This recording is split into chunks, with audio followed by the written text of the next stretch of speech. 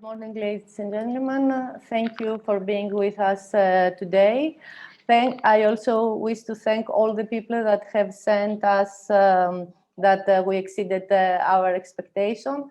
I just want to say that the panelists we have in this conference, they are experts, they are people that they know their work very well, and they have been years in this field. So I give the floor to my colleague, Fred Rudolph. He's from Wuppertal Institute, and he will coordinate this panel of organization change. Fred, the floor is yours. Thank you, Elena, and a wonderful good morning from Wuppertal. Yeah, I have the pleasure to moderate the session today. As Elena said, I work with Wuppertal Institute, and we are part of the SUITS consortium. And so welcome to the second day of the final conference of the SUITS project and first session, which is about organizational change for resilient local authorities. We have four panelists. Anne-Marie Nienaber from Coventry University, Juan Caballero from Eurocities, Keelan Fadden-Hopper, who represents the West Midlands Combined Authority, and Sunil Bordeaux, who represents the Coventry City Council. The session will take 1.5 hours, and the idea is that each of the four panelists will present, like, say, 8 to 10 minutes about organizational change for resilient local authorities. Then we can have like some minutes of questions and answers, immediate questions and answers. But the real idea is that you come into a discussion also with you as audience. So like after those four presentations, we start with the panel, and we have, like, say, more than half an hour, maybe even 45 minutes of discussion. So I hope you as audience will also join this discussion. Yes, I think that introduces what we are planning to do today. And yeah, so basically I can already start with presenting or introducing the first speaker, who is Anne-Marie Nienaber from the Coventry University. Anne-Marie is a professor in human resource management and organizational behavior and head of the multidisciplinary research group Communities, Politics and Identities at the Center for Trust, Peace and Social Relations at Coventry University. And more importantly, she has led the work package, the SUITS work package, that dealt with organizational change.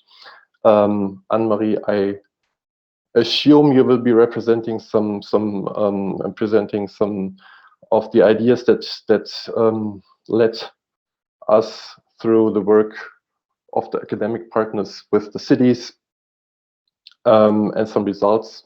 So yeah, the floor is yours.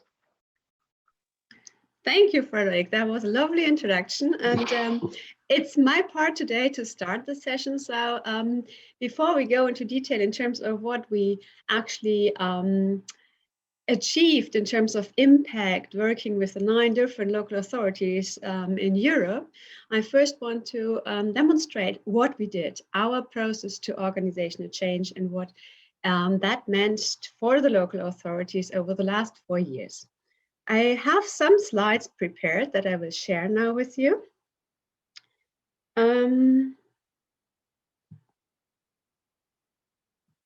So I hope you will see now my slides.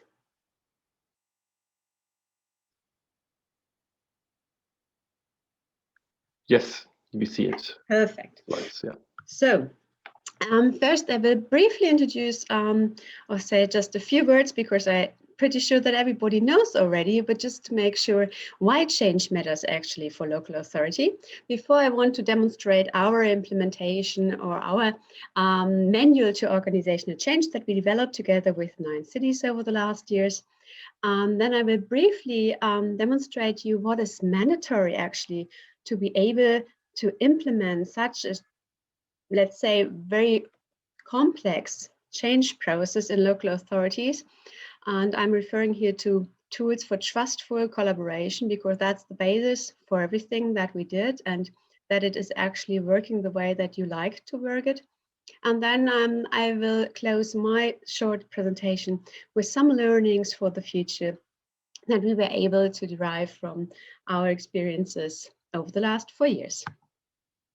So we all know change matters for local authorities because there's on the one hand the mobility field that is changing a lot over the last recent years. It's becoming increasingly complex because several new innovative forms of mobility and providers entering the market, which actually challenge local authorities to cope up with everything that's changing there, to understand what's going on and how they actually have to deal with these new partners to allow their citizens to live in those cities that they really like to live in.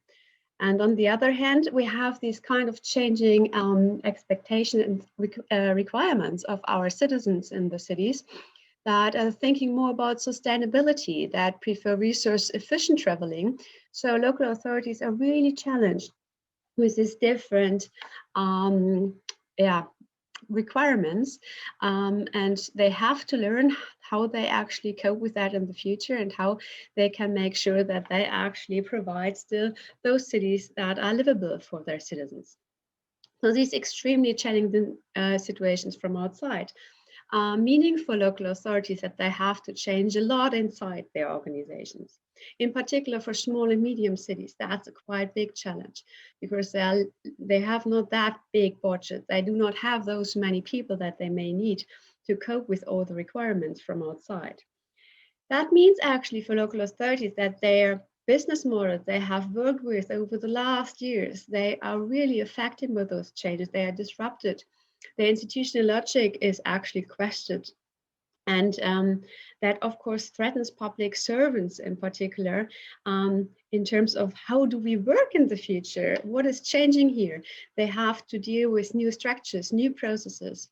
They're challenged with new roles that they have to take, new responsibilities that they have to work with. And that requires from everybody a lot of flexibility and resilience.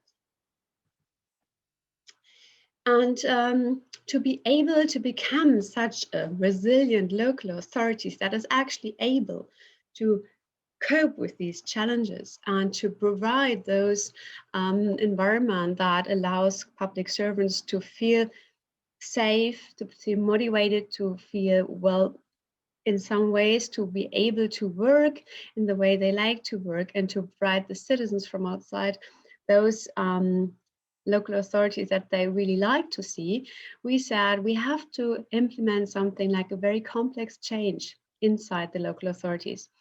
And our approach is that we worked along 8 clear differentiated steps, which does not mean that we just move from one step to the other step. It means, of course, you always have to work back and to reflect and to see whether this is still the way it should be.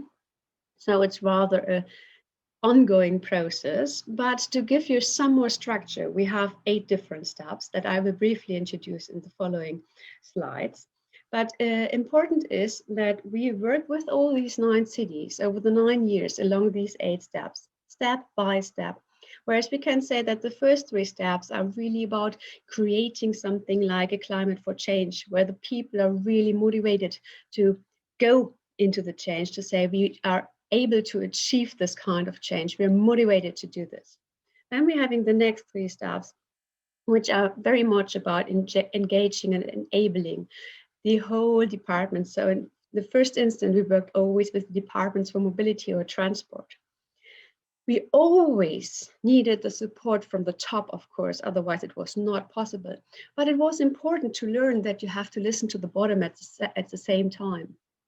And in the last 2 steps, it's about sustaining the change. So everything that was achieved, we had to make sure that it's not just, for a sec there, but that it is remaining for the future and that the city really is able to see the sustained outcome.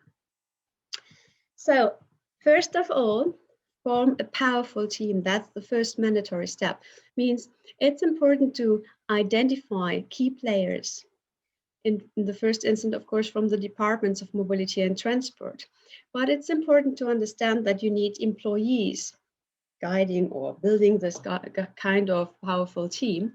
that provide different skill sets that come from different departments so that you have the chance to get the whole local authority on board. It's important that you identify one responsible person in that big team, and that person is called, in our case, the change agent. That is the person that personifies in some ways the change. That person has to be totally convinced that the change is needed and has to be the ability to motivate, first of all, the team and then the wider local authority. And this kind of change agent is a very tricky bit to identify, because that person has to have a very strong position in the local authority. It has to be the power to talk with the top, but at the same time to be able to get the context to the bottom. It needs a lot of experiences and high credibility from their colleagues. The change agent has to have two very mandatory skills. On the one hand, he or she has to be able to manage, which means that person has to be the skill to control the whole change process. And at the same time, that person needs leadership skills, because that person really has to guide the team and the wider local authority through this change process over the, let's say, a relatively long time. So when we have built that guiding team, we have to set the stage and create a sense of urgency. That sounds pretty easy, but it's not, because you need to get the people's attention. Of course, the mobility department first, but you have to sell the need for change. And that's mainly the task of this kind of team that you build, because they have to demonstrate to the wider local authority that change is needed, and talk about the benefits for the local authority in terms of the change. So how will the local authority benefit from everything that's going on? Because first of all, change means something is disrupted, something is new, people do not know what's coming. So it's important to make sure that the change, with this change comes some benefits. This team has to discuss with people everything about it. It has to empower people to solve a problem. They have to make sure that everybody understands that the local authorities need the change and that everybody has to support the change, because otherwise it's not working. Our learning was quite interesting, and I like to discuss it a bit further later on in the discussion, that COVID actually helped us here, because COVID created in some ways the urgency that was still a bit missing, although the teams in the local authority, they did an amazing job. When the urgency of change is actually created and motivated by the employees in the local authority and the top and the bottom, you have to develop, first of all, a change vision, something that you can work to over the long time. And a change vision to create is not that easy, because a vision has, on the one hand, to be that broad and complex that you shouldn't change, because you shouldn't change the vision that often. So it should last at least for a couple of years. At the same time, the vision should be not that abstract that you really get something out of it. So not a fussy thing, but rather that you can see and understand. So this vision is then very, very important to establish something like trust and accountability, because that's what everybody brings together, the kind of vision. We are working along the vision with different activities, with different ideas, but the vision is something that brings everything together. So you can see pictures there, how we develop together with the local authorities our vision. And it was quite important in terms of the vision to think about two aspects here. So first of all, the vision had to be clear and transparent so that everybody understands what's going on. And then the vision, of course, needs the support from everybody in the local authority. And from our learning, it was quite decisive to build on something that was there already. So we say we need something like an evidence-based approach. So you can't say, oh, we just create a vision because it sounds so nice. But we developed a tool to understand the values and the needs in the local authorities, to pay attention to their history, to the traditions, to what has happened in the local authority over the last couple of years, to understand how this kind of vision has to be built. We developed a survey here with the help of the local authorities representatives. We were able actually to identify a vision for all of the cities that worked, which is amazing. When you develop the vision, of course, you have to communicate the vision. And that means you have to be very open and trustful in terms of that you have to cope with the fear, anger, or resistance of others. So talk with people. Try to convince them and to see whether the vision works for them as well. If they are not convinced in the first instance, do not just give up, but think about how can you be constructive here? How can you address the concerns or the fear of others? Because that makes the vision and your thinking even stronger. Really encourage this discussion. Try to get into the debates, because then really the people think about something and it's something in their mind that they won't forget so quickly. And very, very important was the learning that it was a big failure when the top of the local authorities, for example, was a bit anxious or concerned to tell everything that they knew. I just can say from our learning, it's most important to be transparent here. So if you're not 100% sure with something, how it may work, or how it will progress, be honest with your public servants, be honest with your citizens and tell the truth. Do not hide something. Do not say or do not try to get in contact with them because you're unsure about how something works. You can be totally honest and say you don't know. That makes you more trustful than the other way around. The fifth step is then about empowering. So empower others to act. So when you have a vision, it has to become live. And that means you have to feed in something like activities. So that means everybody has now to work along this vision and to feed it with something that is happening. We developed here a tool to support the local authorities to get the evidence of what they do and what is needed and whether it's working or not. So we have something like a table. I just put in a little picture there. We developed a manual where you can read everything on 37 pages with the toolkit that we provided and how to develop the process yourself in the local authorities. This kind of manual explains exactly this kind of tools that we provide to something like do it yourself. So how can you identify your values? How can you develop the vision? And how can you feed the vision then with the activities that you need? Because when you empower the employees in your local authorities, they're really engaged, they're really motivated. And in particular, when you then in the sixth step, that is very important, focus on short-term wins. Every little step counts. Then you create a culture that is driven by motivation, that is driven by positive feedback, that, we all know this from ourselves. Little success actually motivates us to get even bigger success. So this kind of building momentum is quite important to provide in the local authorities. And this is mainly driven by the change agent, but of course with the support from the top. And then when we actually were able to change something, and Keelan and Sunil from Coventry Council in Coventry, West Midlands Combined Authority, they will tell you a bit more about what we achieved inside the local authorities that actually motivated the people to go on with everything. And they also will tell you more about what they did to sustain actually what they had achieved.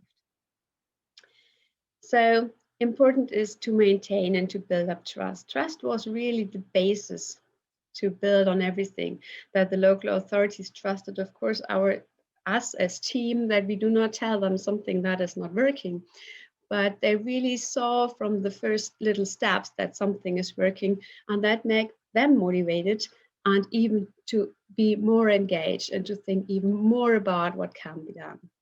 So we really tried to celebrate successes. We always thought, how is the vision still working? How does the vision works in our field?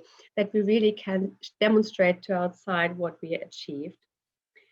And then, of course, we really had to make sure that everything is anchored within the organizational culture.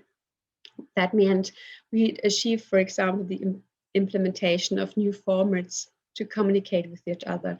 We were able to demonstrate structural changes so that actually new departments were built in the local authorities. So everything like that had to become part of the culture in the future. So how do we communicate with each other? How does the vision drive what we do? And when the local authorities were able to achieve that, then they really became a resilient local authorities.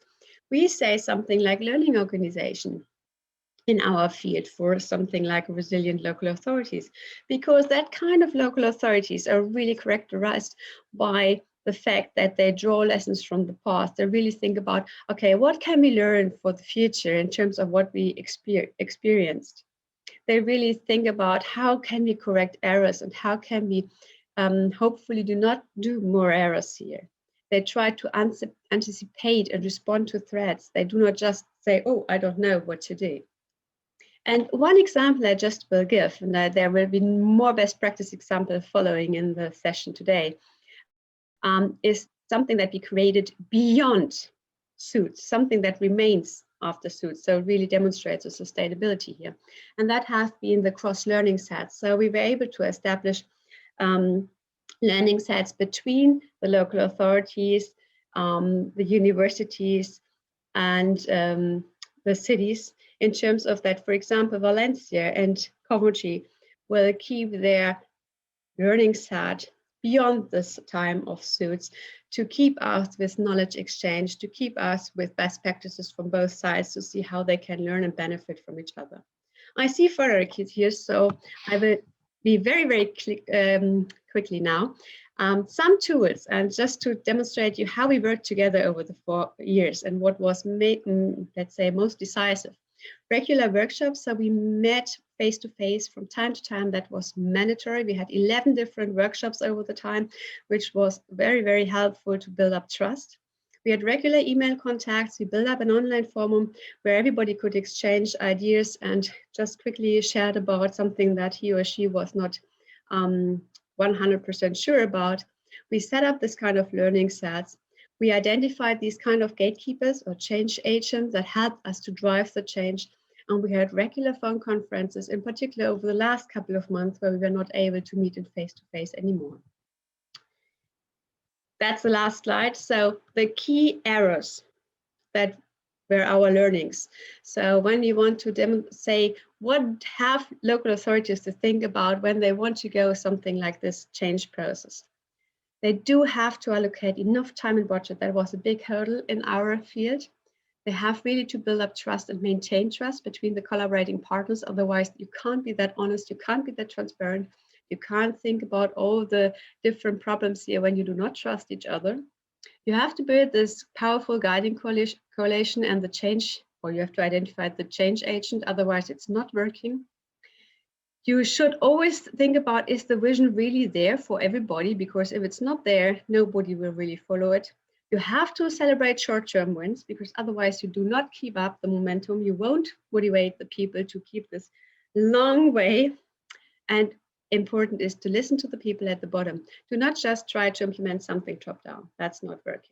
So sorry, Frederick, but I had to introduce everything here, so I tried to be very quickly. Thank you.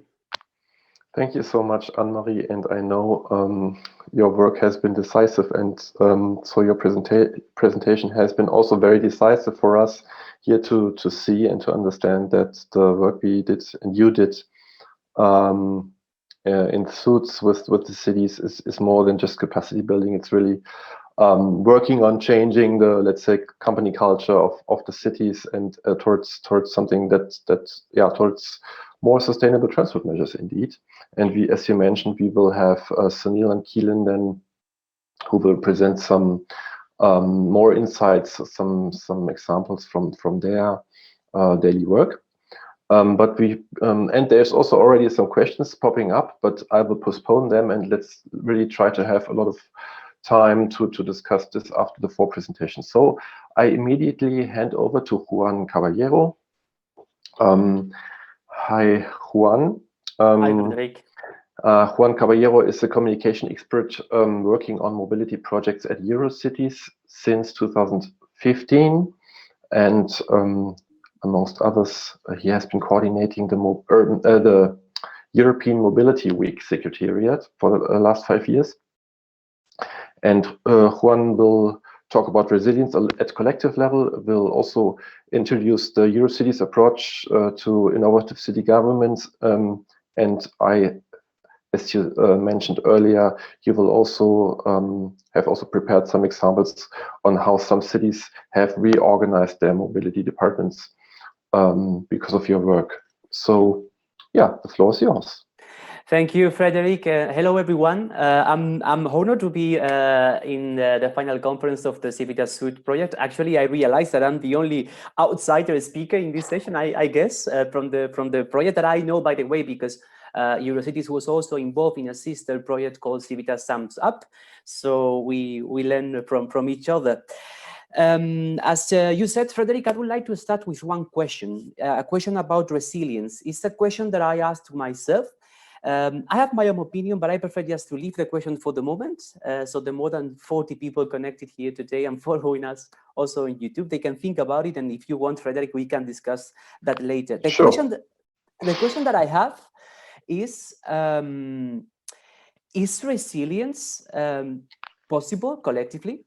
I think about it when I saw the title of the session, Resilient Local Authorities. And why I have this question is basically because the first time I heard about the word resilience, it wasn't in the context of local authorities or climate change or adaptation and so on. It was in a completely different context. It was in the context of health. By the way, let me just make a quick break. Health is the focal theme of the European Mobility Week campaign this year in 2021. For obvious reasons, we wanted to promote not only physical health, but also mental health. We want, as the campaign coordination, we wanted to contribute with the Sustainable Urban Mobility campaign. We wanted to contribute to the mental health of Europeans. I can talk for hours about this topic, but it's not the topic of the session. So if you want, you can discuss bilaterally with me later on about the theme of European Mobility Week 2021 on health. But going back to this question, is resilience possible collectively? As I said, when I learned about the concept of resilience, it was in the context of health, or the contrary, disease.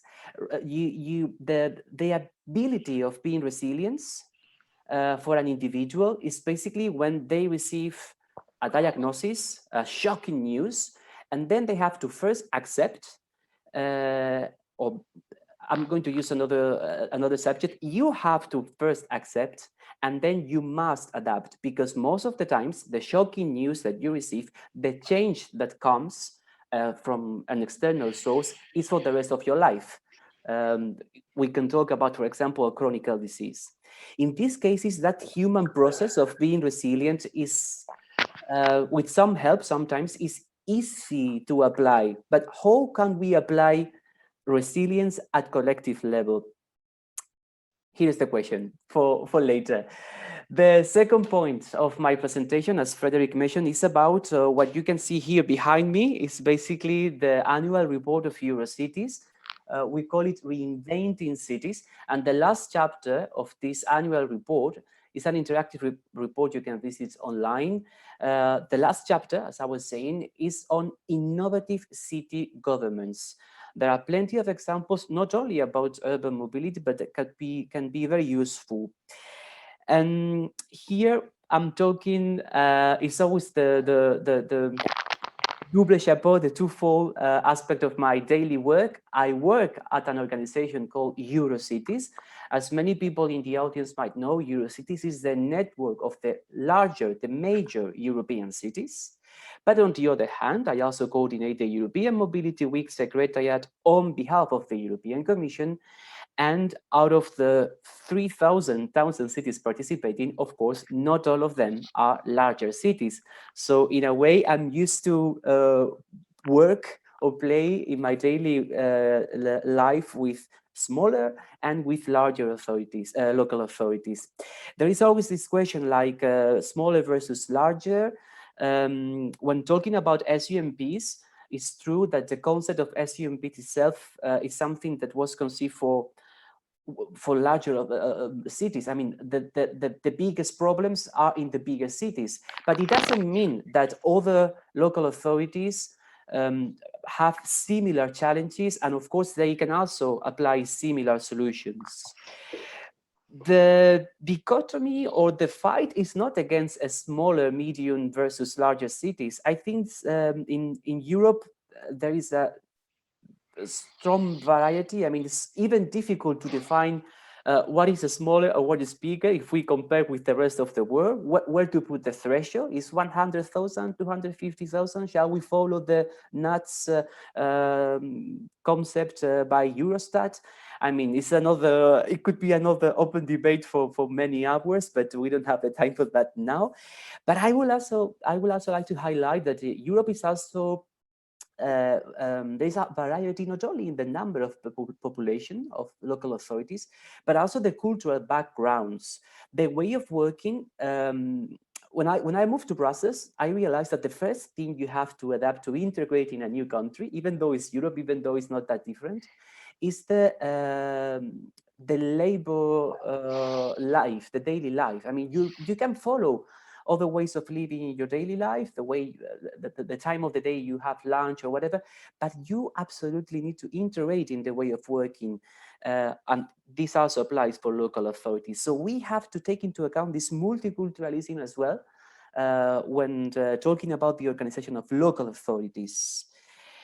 And we can complicate even more things if we talk about the urban functional area. This is a concept also explained in the SUMP topic guidelines that my colleagues from the project Civitas sums up, as I mentioned before, explain, because indeed people living in smaller or medium local authorities can be part at the same time of a wider area called the functional urban area. Anyway, there are plenty of concepts to discuss here, but as Frederick said, I would like to mention some examples. I could mention plenty of them working at Eurocities and managing the big campaign European Mobility Week. The database is enormous, but Frederick, feel free to stop me if I give many examples. I would like to start first with a trend that we have seen in many European cities and that we also apply in the Eurocities Brussels office. As our Secretary General told us, we have to break the silos. We cannot work in silos anymore. This is something from the past. In a city, colleagues, they don't work, and I guess you in the audience, you will agree with me, or maybe not, we'll see later, that we don't work anymore. I mean, the culture department or the culture unit, the mobility department, the environmental department, they cannot work separately. They are not independent. Everything is interconnected. For obvious reasons, environment and mobility are connected already. Or maybe that not that obvious, because it's nowadays when we talk about mobility, we talk about sustainable mobility, but that wasn't obvious in the past. But even when we talk about mobility, we also need to talk with the labor or with the cultural departments, the economic one. Technology is super important as well, because the disruptive technologies come into mobility. So it's not possible anymore to think in a city council where everyone sits on their corner, on their table, and then they do their work separately. This is something that I saw in a concrete example, in practical. When I traveled to Malmo 4 or 5 years ago, they won the European Mobility Week award, and then we have to travel there to see what they have done, if they really deserve the award. And they explained to me, if I remember, they explained to me that the mobility department of the city is integrated in the citizens participation units, and that was it was a very strong point to make the mobility measures implemented really meeting the expectations of people people living in Malmo.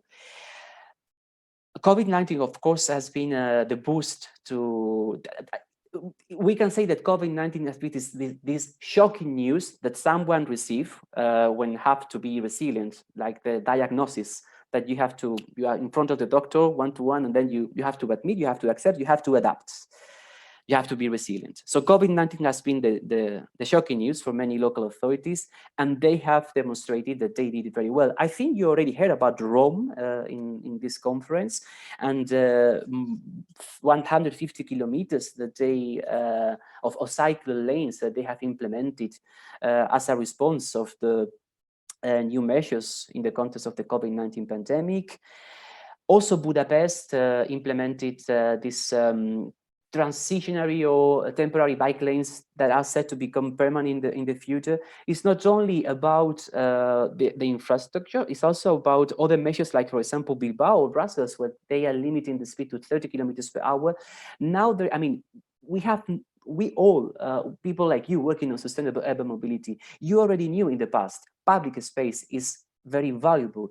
But now the wider public, thanks to COVID-19, the wider public has understood that public space is every single square meter is super important, and we have to use it very, very well in our cities. I have plenty of other examples, Frederick, but I'm afraid I will keep them for later for the panel discussion if there are some questions, and I can explain with city examples.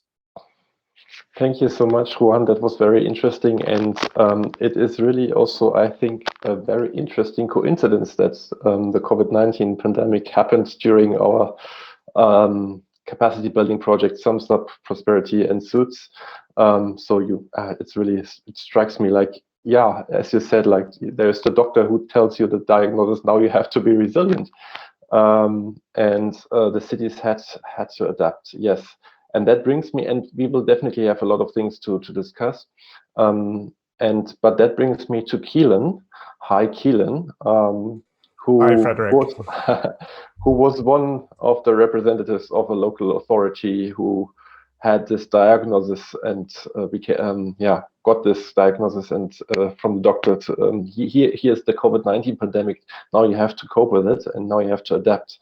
And I'm really interested how you did that. Great, thanks, Frederick. So it's interesting. I don't think we can have a single conference or presentation about transport or about local government now without touching on COVID-19, because I guess as we all know, it's had such an impact on everything that we do. And thankfully there are some silver linings and some positives out of it, out of a very difficult time. So I've got a few slides just to share with you, to share some of our experiences over the last couple of years with the project. And Anne-Marie gave a really great overview of the process that we all undertook, so I won't go through it in detail, but we really found this a useful framework as we went through a process over the last couple of years, which has really helped us develop as an authority. And I think when we started off around establishing urgency, I would say in some respects this wasn't the most difficult step for us, because we had a lot of external changes that were going on at the same time as we started off the project. So we formed a new organisation, the West Midlands Combined Authority, shortly before joining the project. And that really puts a new pressure or a new need to collaborate more across our local authority partners. We had a wide array of transport innovation projects and formed a team to support delivery of those as well at the same time. And so we knew that team had to focus on projects. There were new initiatives that were going on, and there was a real need to do things differently. And we knew that all came down to communication and collaboration within and outside our authority. So as the combined authority was formed, that, as the name suggests, brought together 7 different local authorities. And the collaboration between all of those is so important. So for instance, if we're running a connected and autonomous vehicle project, as we've done in Coventry, we have to work closely with our local authority partners in Coventry around things like highways and the powers that they had over those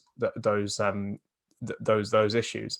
And as a result of that, I think that drove a really positive collaboration between us and local authorities, but it also provided us a sort of need and an impetus to make changes in the way that we worked. And so we set out a change vision of sharing knowledge and expertise, continuing to learn and develop. And I think this has been quite an enduring change vision, even though a lot of things have changed in the process. This has been quite flexible and adaptable as time's gone on.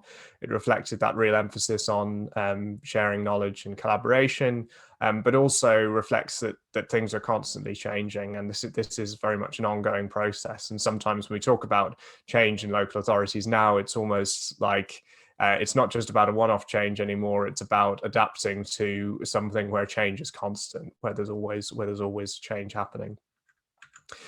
And this supported a number of the challenges that sort of the Suits project had identified as well, as I said, quite flexible.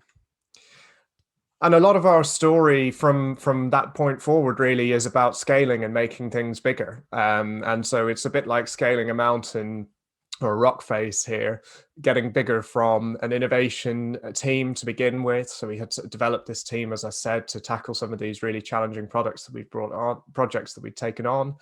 A wider directorate, which was doing all sorts of things around data, policy, and now other things as well, like transport planning and taking our ticketing function on.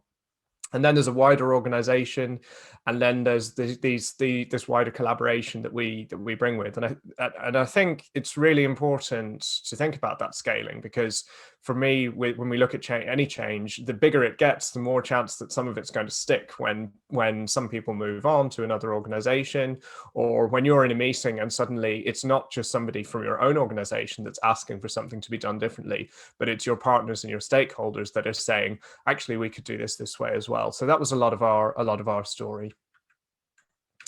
And we found that project-based collaboration was one of the most important things for us along the way. So when you're dealing with, and Anne-Marie will definitely identify with this, when you're dealing with people sometimes in a local authority or in a transport sector, it's quite difficult to get people to come to the table and talk about organizational change and some of these sort of ideas that they're not used to talking about. But when you bring people together to talk about a project, or whether that's some of the rest of the capacity building program, that's a real avenue in to start talking about some of those things. So when you talk about something that's about transport to begin with, you can use that to bring things together.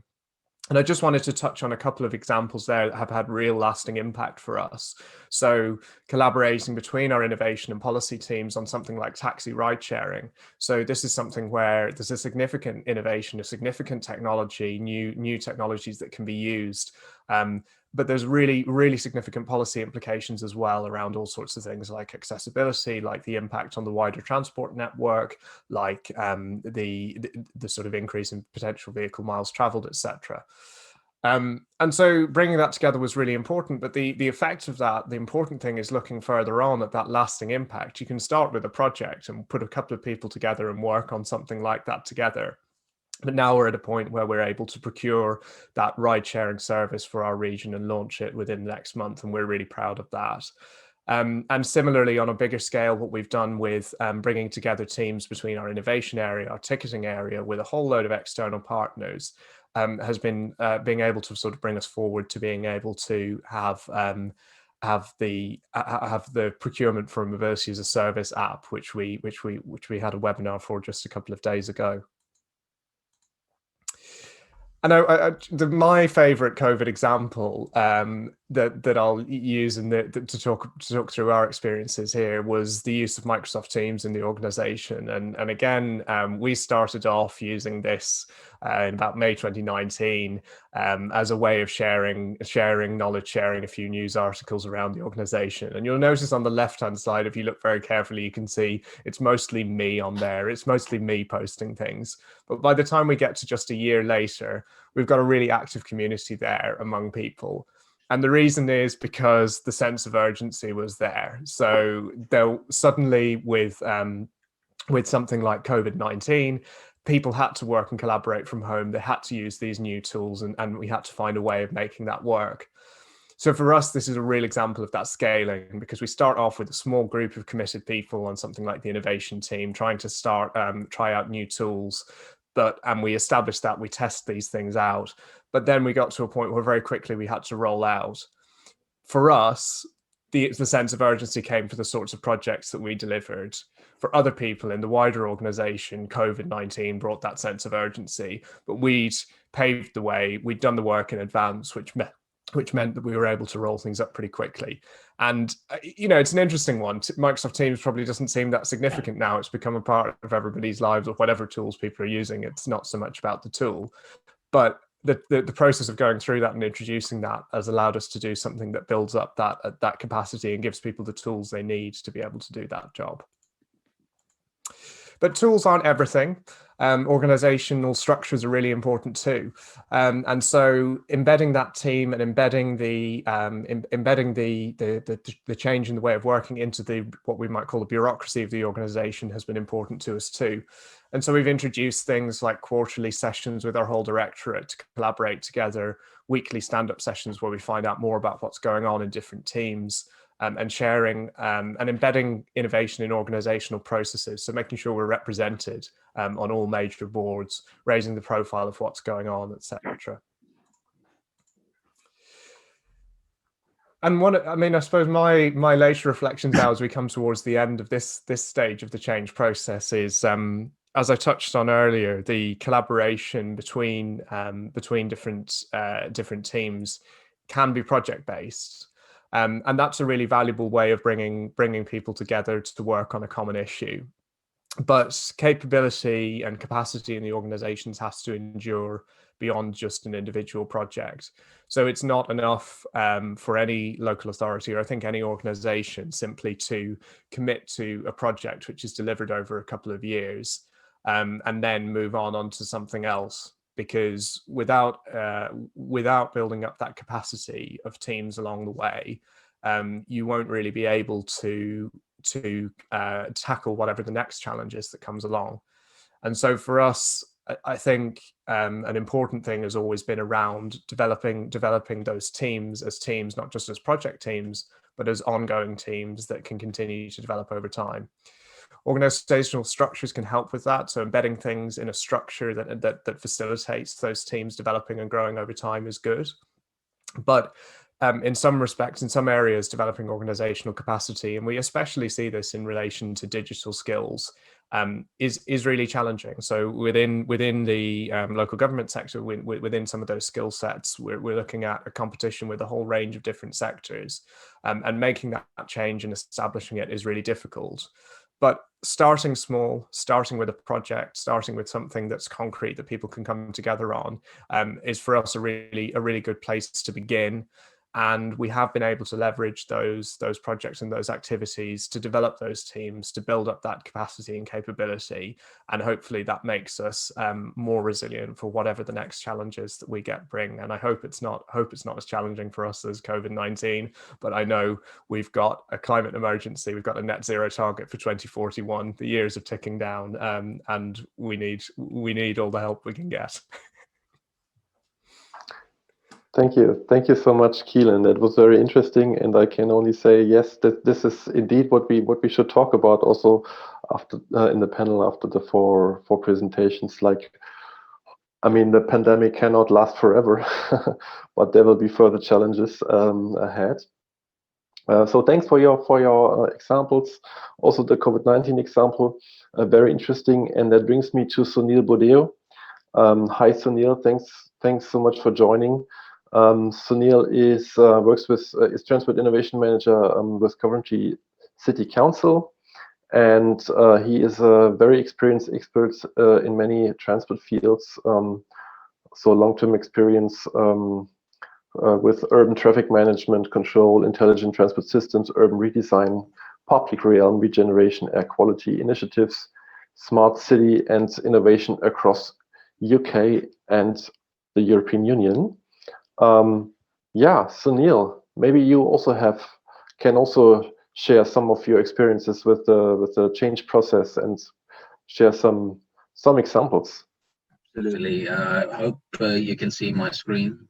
Yes, we can. Yeah, you can. Brilliant. No, thank you for that, Frederick, and thank you to Keelan and Anne-Marie, who's done a fantastic job and it's going to make my life a lot easier to try and explain where we are.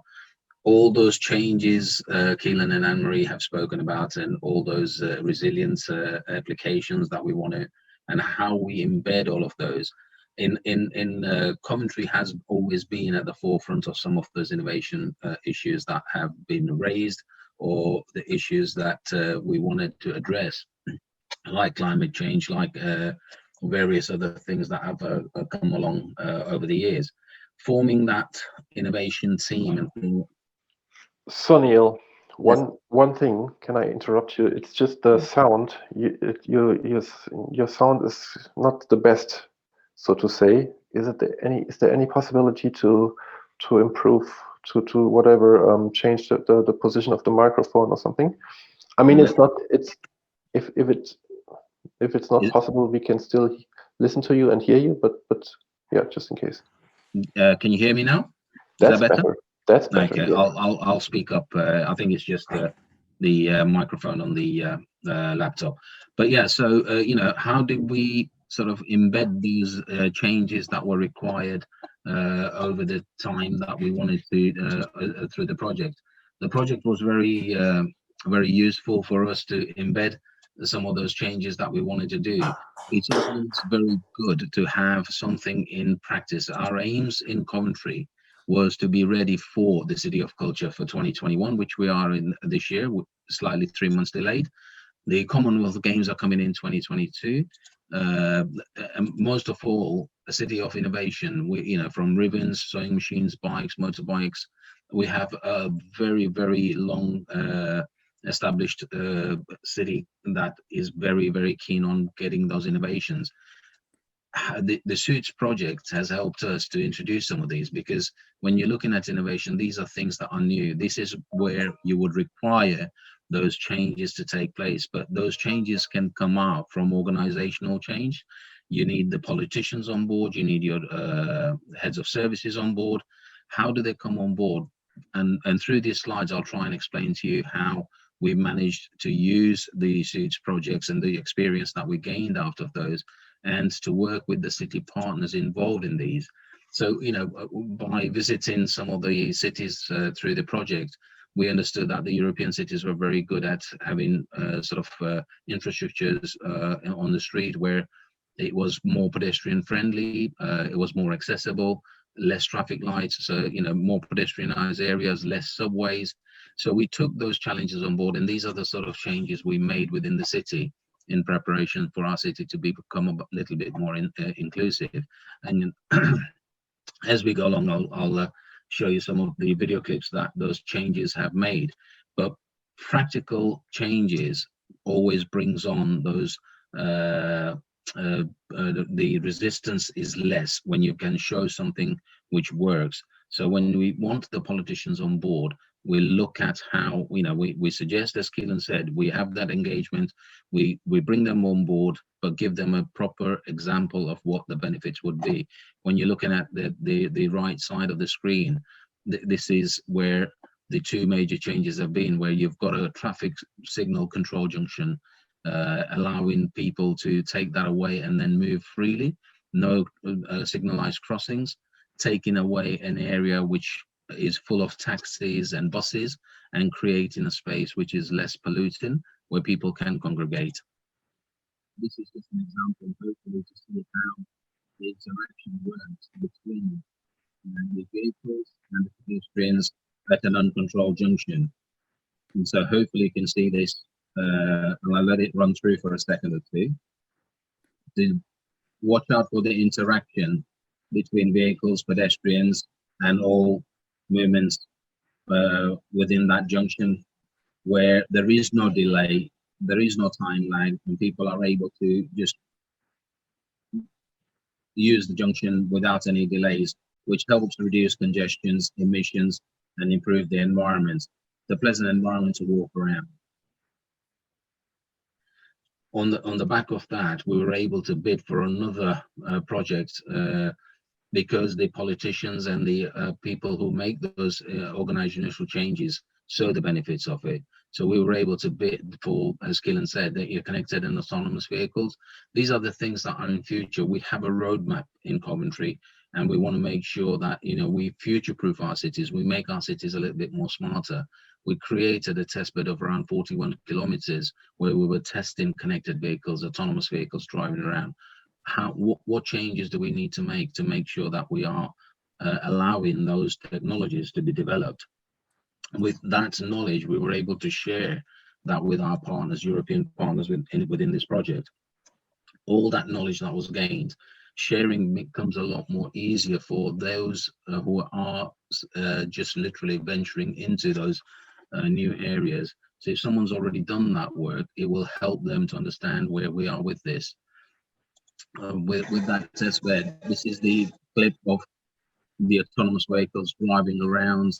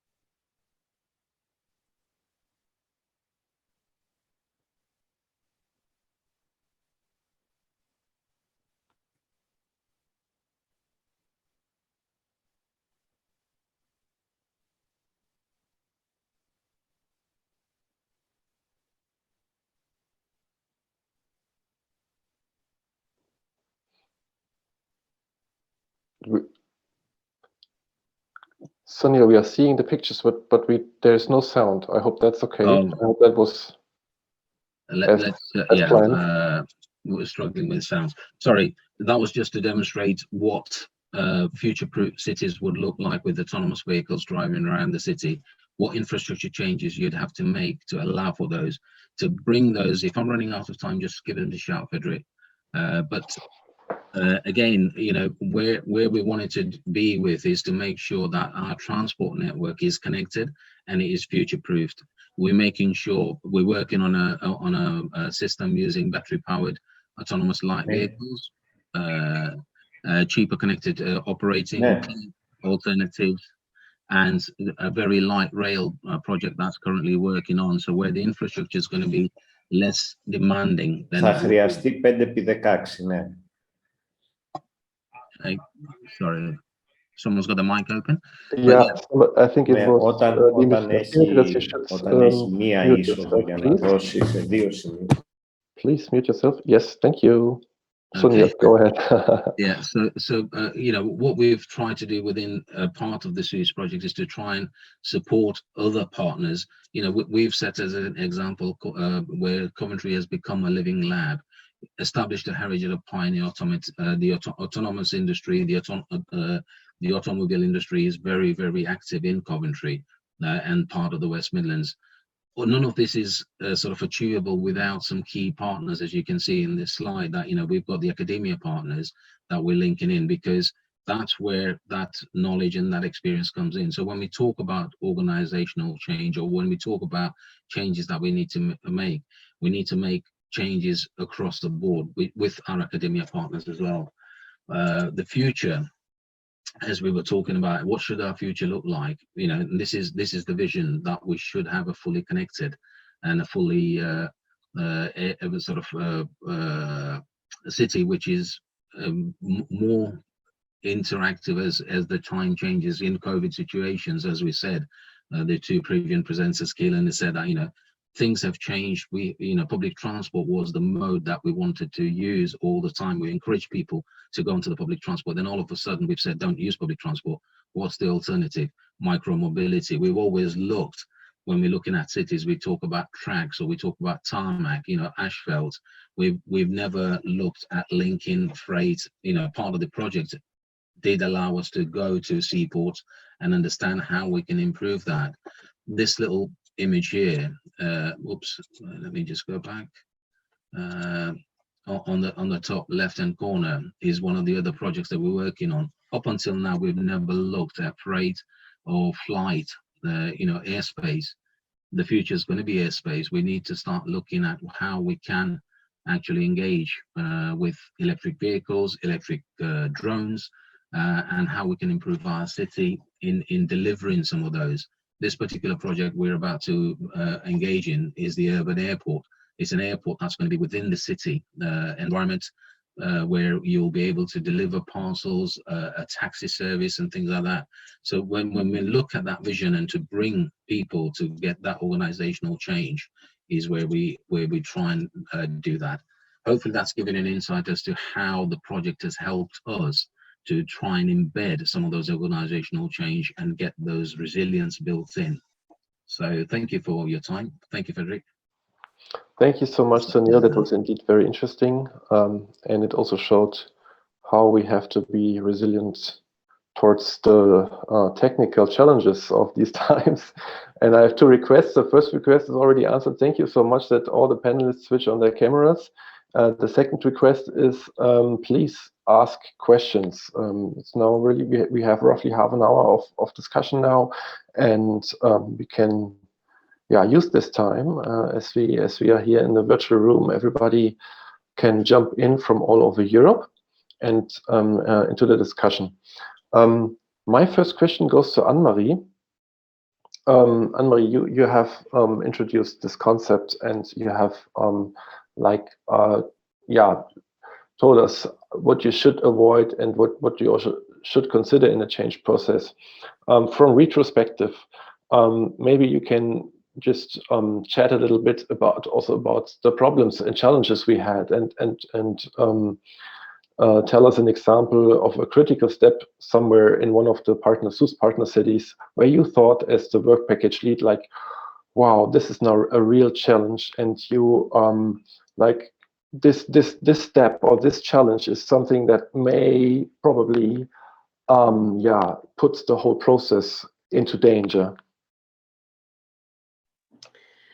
Yeah, that's a very good question, and it's funny. It's pretty easy to answer for me, because I think the most critical and most decisive step is directly at the beginning of such a project, and not just for a project, but also when you really want to work together with each other. Keelan already mentioned this a couple of times. It was in the very early beginning when we had to set up something like trustful relations, where everybody understood, okay, what Nienaber is telling is maybe not bullshit, to be honest, because I mean, that's the first step. We didn't know each other. We came together. We didn't know something in terms of the past. We all know this. When we get in contact with new people, we rely a lot on experiences of others. So when you like to get someone for your construction into your house, you ask your neighbor or your friends or your relatives, hey, do you know someone that helps me here? Do you have good experiences?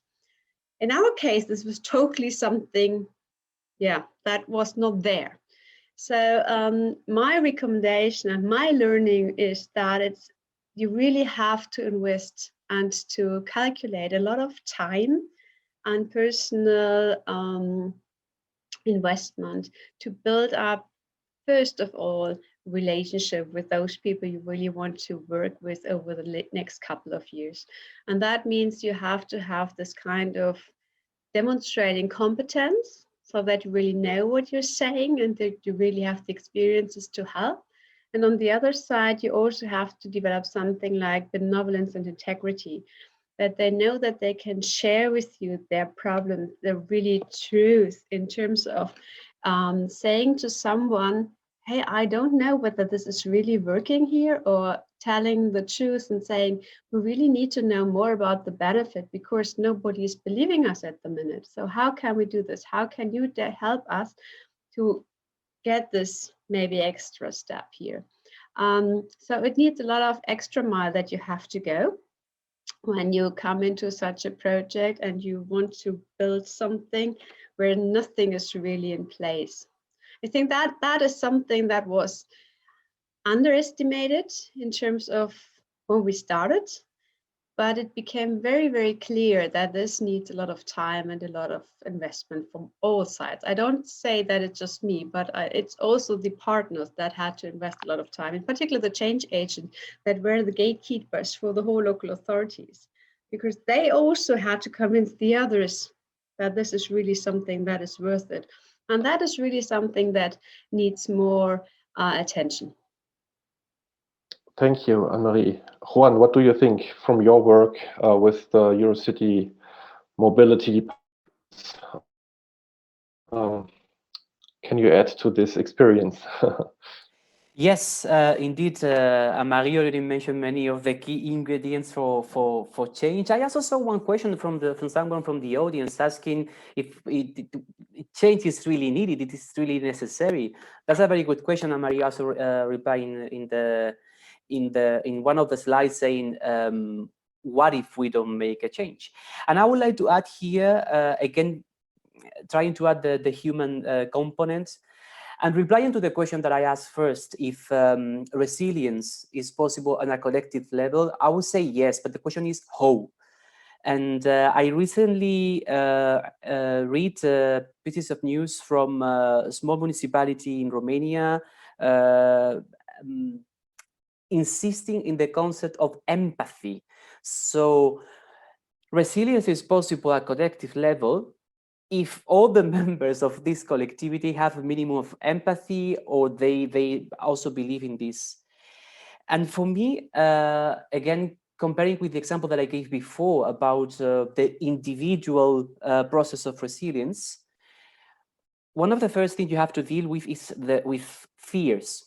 You have to deal with, we haven't mentioned it this morning, the fears from people to change, and also fears from the organization, or from the people running the organization itself, the local authority in this case. So we have to tackle those fears. We have to be honest in the analysis and trying to tackle these fears. It doesn't matter actually if it's to implement mobility, new mobility transport solutions, or any other thing. I mean, the process is exactly the same. So this is something that we also learn from Eurocities. And this is the added value of working in a network where of course, I work in the mobility department. Most of my day, I'm busy with mobility projects, specifically with European Mobility Week and awareness raising. So being close to people, talking in a language that is not that technical. But you cannot ignore the other aspects of your life, the other aspects of city environment or city organization, because at the end of the day, the purpose for a local authority is the same, is to improve the quality of life of people living in their city. It doesn't matter if it's through mobility projects or through cultural projects or environment. Yes, thank you. Thank you so much, Juan. I mean, this is now the questions and answers session and the discussion session. So everybody, please feel encouraged to ask questions. We have the questions and answers section here, and I think we can also unmute you. So just in case you want to raise your hand, you can do this. Sunil, I start with you, and then I go to you, Keelan. Sunil, you touched upon those measures you have been implementing in Coventry, like the autonomous vehicles. I was interested, like, I mean, this change process in Coventry, did it also affect like policies? Me as let's say, mobility researcher, I am very curious about for example, about the carrots and sticks approach, like the carrotism, because sometimes you say carrotism is like measures that support, traffic flow, measures that support, whatever, autonomous vehicles. These are important measures, but is there also like, did the change process in Coventry also lead to let's say some restrictive measures, those where you would say this is something that was also decisive to curb climate change, decisive to reduce the vehicle miles traveled, those kinds of things. Do you have an example about that? No, it's a good question, Frederick, because when we talk about organizational change, it doesn't end at organizational change. When you're talking about new innovation, new technology coming into your network, that in effect will have an impact on changing legislations. So you're talking about central government changes, you're talking about something that has to change for the autonomous vehicles to operate. So for example, when we were testing out the autonomous vehicles, they were tested at level 4, which has a safety driver, as you saw in the clip. Now, when we're talking about full autonomy, which will be at level 5, you need to change the infrastructure. Part of some of the work which is carried out by Keelan's team at Transport for West Midlands is to change that infrastructure. Now, when you change in the infrastructure, you have to change the legislations with that. That's where the central government comes in.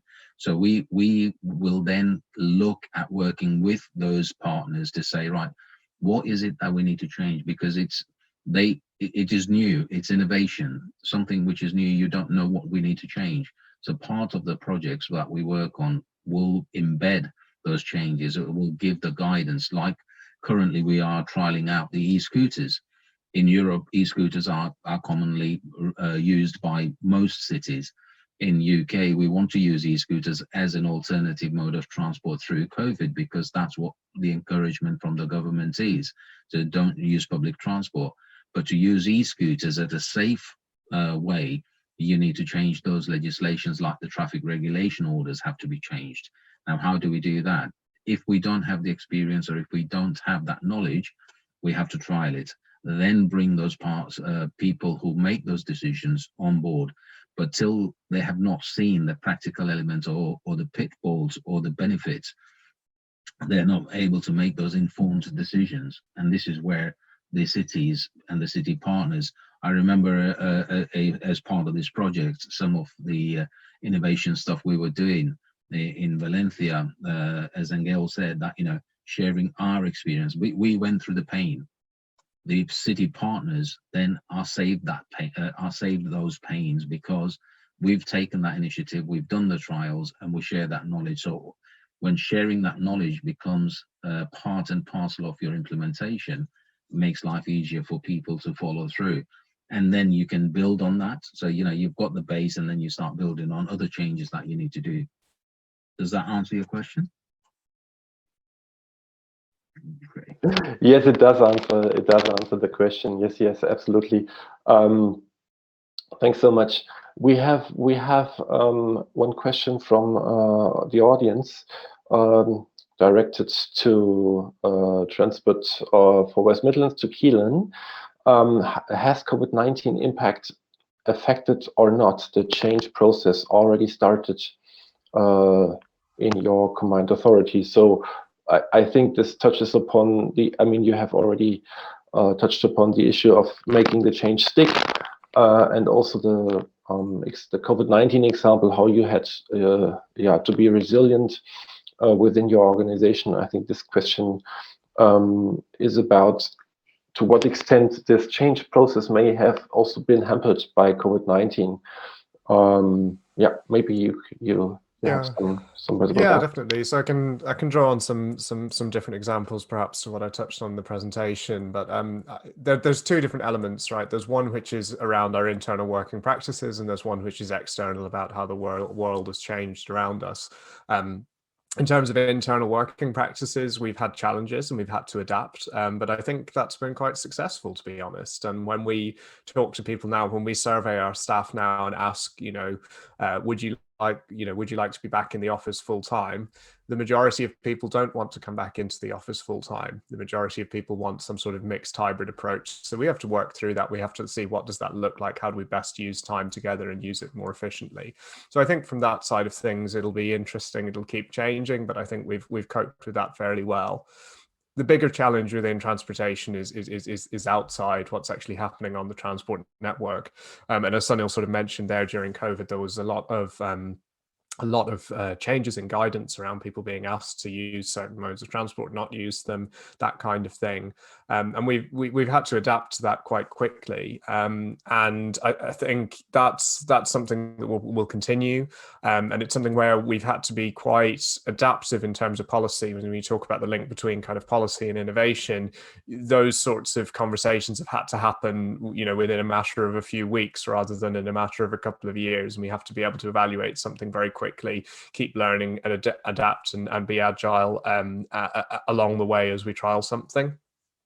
But I would say as well, there've been some interesting things that have been quite successful in terms of getting collaboration. So because our senior leaders wanted a lot more information about the way people were traveling in the West Midlands, we were able to bring together, based on some of the capabilities that we developed already when in terms of our data analysis and data processing teams, we were in a position where the different operators and transport operators and different government agencies were much more willing to release data, but we had the capability and the capacity to analyze that and look at it in new ways and present some really useful results there. And that's something we can build on and continue. Now that that's done, and now we've sort of established that, we have a dashboard which shows information about mobility in the city. I can take a look at it every morning if I want to, or however often that data is there and updating. And we would hope to have that continue. So we adapted that for COVID initially, but actually that's now a resource that we can continue to use.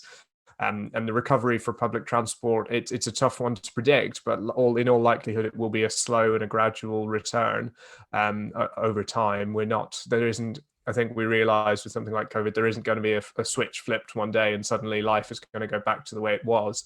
There will be those lasting impacts in terms of people's travel behavior.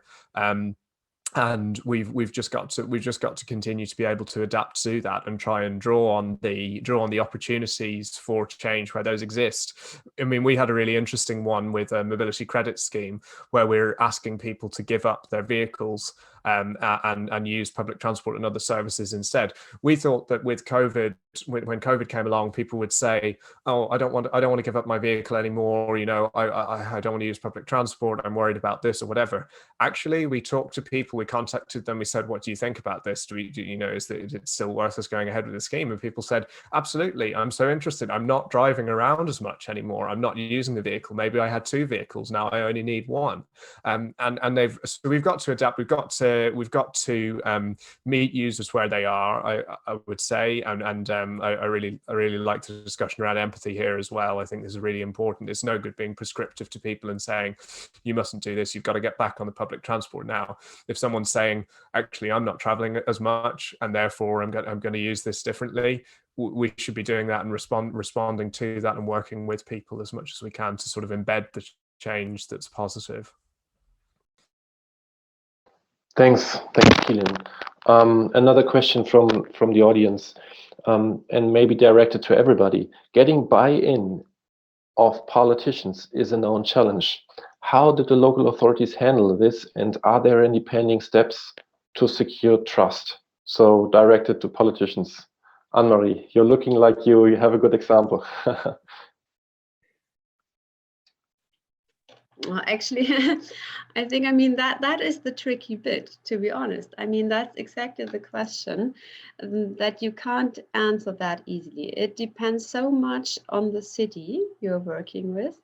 It depends so much on the political circumstances. So are we in election year? Are we not? When is the next election? What is the idea of the history in terms of, has this one party maybe there for a long time already? Is this a new one? Do we have some changes there? Do we have a mixed person at the top?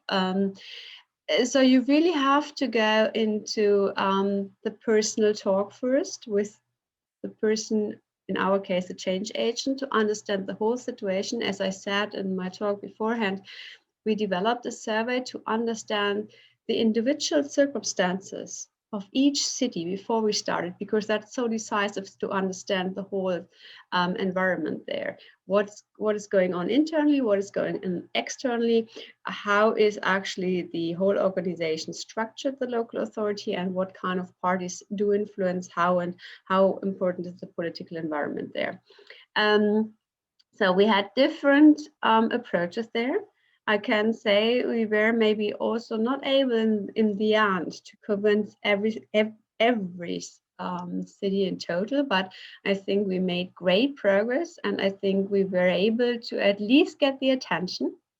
And with one case in Calamaria, we were actually able to get the mayor into one, or the the deputy mayor in one of our meetings, because that one was so convinced about what we did that it was really nice for us to get everything done. So they invested a lot of time, they invested a lot of people. They built up a full department now to go on with what Suits actually tried to implement, to move on beyond Suits' lifetime.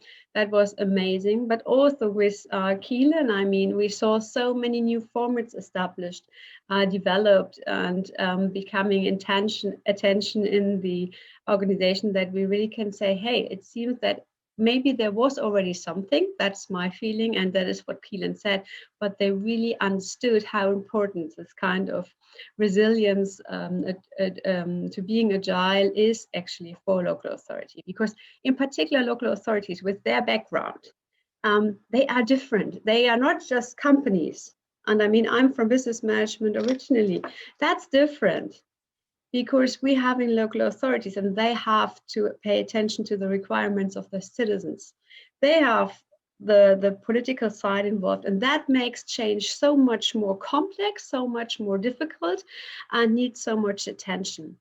And when local authorities want to survive in the future, in terms of that they really can cope with the challenges that they are faced with from external, and to cope with this internally, to be able to adopt and to anticipate what's coming next, they really have to go to this change process, and that requires a lot of attention from them.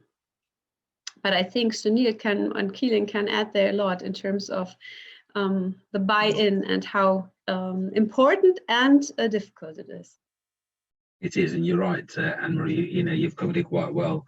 But the key situation about bringing politicians on board, as we found while we were working on these innovation projects, as I said in my presentation, as long as the politician understands what that project is, you've got, it's the officer's responsibility to convince them that what you're doing is actually going to benefit the city.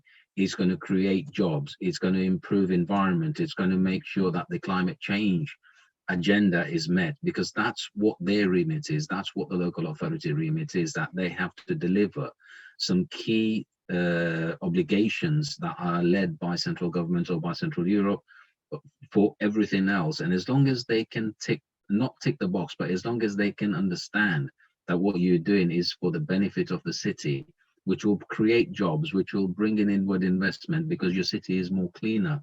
Your city has got, you know, 10,000 electric charge points that will encourage people to buy electric cars. So bringing them on board is the biggest challenge. Once you've got them on board, the rest of the challenges and the changes that you require become very, very easy. As we found in Coventry, that when we had the seminar in Coventry at the Transport Museum, the politician who holds the portfolio for those changes actually did the presentation, and he was so keen in making sure he was promoting Coventry for the right reasons.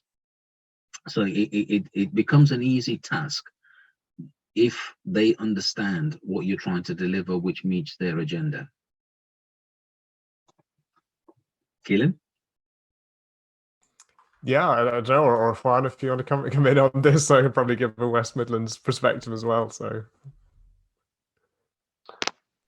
Juan, do you have any further comments? Yes, if I may add something on this point, on the political support, and of course everything is about political willingness most of the times, but I would like to say, I mean, the contrary is not good either. I mean, it's not good when you have a politician selling a message, but empty of measures and an actual team working in the background.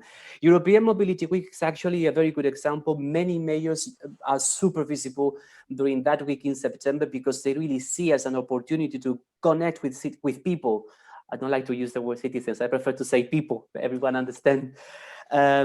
So this is the perfect balance, right? I mean, the visibility, the political support, and also all the measures coming behind. Sunil already mentioned it very well, how to really get on board politicians. But I will also add one thing. It's also important that mobility issues are on the political debates when elections are coming. I mean, it's not because it's super unpopular to a mayor saying, okay, I'm going to remove all the cars from this street. You cannot park anymore. You cannot drive anymore. But it's not that difficult if we are able to explain that we do this for the quality of life. As when Sunil said for the city, I would actually say it's for people, for the people living in the city. So everything is about communication. There is also one point, Frederick. I don't know if I can go back. Keelan mentioned before. I don't know if there are any other questions from the audience, but in the meantime, Keelan mentioned before one of the things we have changed in our minds is the way we work, right? The way we commute, or we don't commute at all. People are more willing to work from home, right?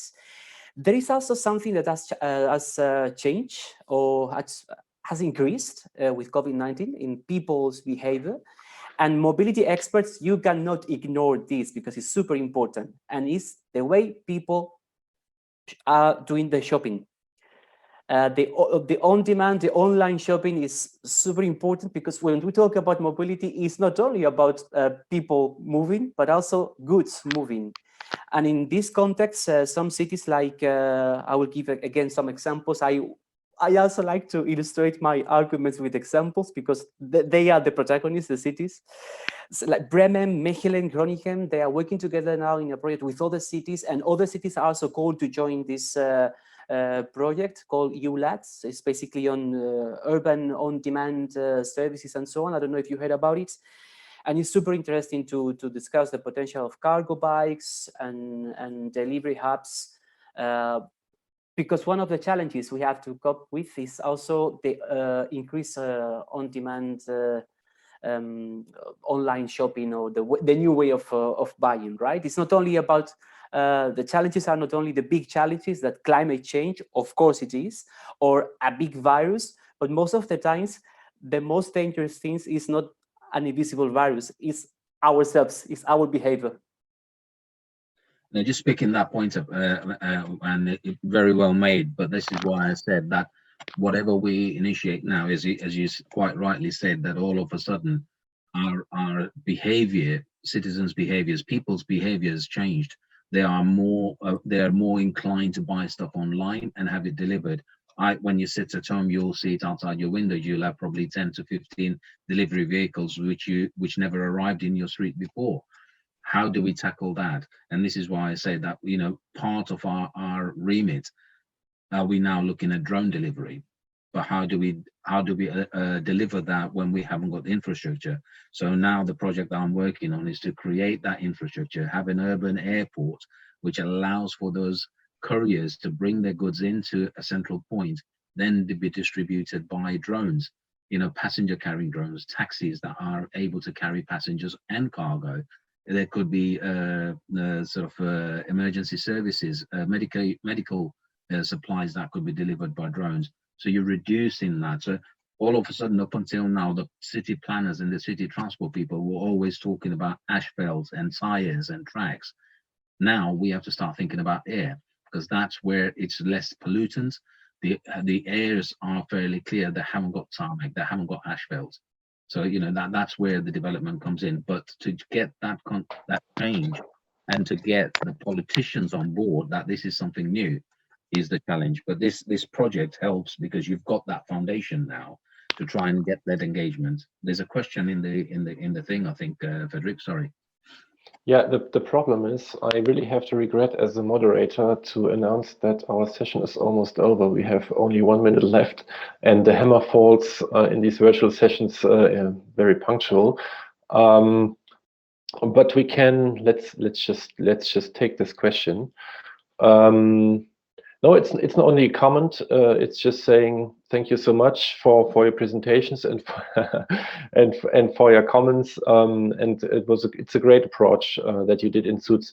Maybe one final thing, Keelan, before we wrap up the session. I mean, we have talked about resilience, and I mean, what as the COVID-19 pandemic, I mean, in UK you are very advanced with the vaccination, so maybe you will soon. I mean, you already mentioned it. Maybe it's not so easy, but anyhow, is there other things you're already discussing internally in the West Midlands, Transport for West Midlands, that you have to prepare for the future? I mean, climate change adaptation, maybe also some particular things you're already discussing to be resilient. I mean, in terms of big goals, it has to be climate change. We know we've got to reduce the number of miles that are traveled on the roads. Air quality is a huge concern, and that we have to address. Accessibility of transport, health, increasing active travel to improve health. And then I suppose at a more sort of technological level below that, things like mobility as a service, having a more integrated offering available for people, more demand responsive transport services, looking at what sits between a private vehicle and a bus and fills in that gap. And also how we support a transport network that's financially sustainable over time as a more of a strategic priority. So there's lots going on and lots to touch. But I would say local authorities are actually quite resilient organisations naturally. They're used to politicians coming and changing. They're used to priorities changing over time and the world around them changing. So I think I have a lot of faith in local authorities' ability to meet the challenges that come up. Thanks, Keelan. That was a great final comment. So we stop here because the next session is already waiting, and so we have a little comfort break. It will start at 11:45, and it will be about tools for the analysis and exploitation of mobility data by small and medium cities. Thank you so much to the 4 speakers. It was a great discussion, and yeah, we stay at the conference and meet again. Speak soon. Thank you, Frederick. Thank you. Thanks, everyone. Thank you.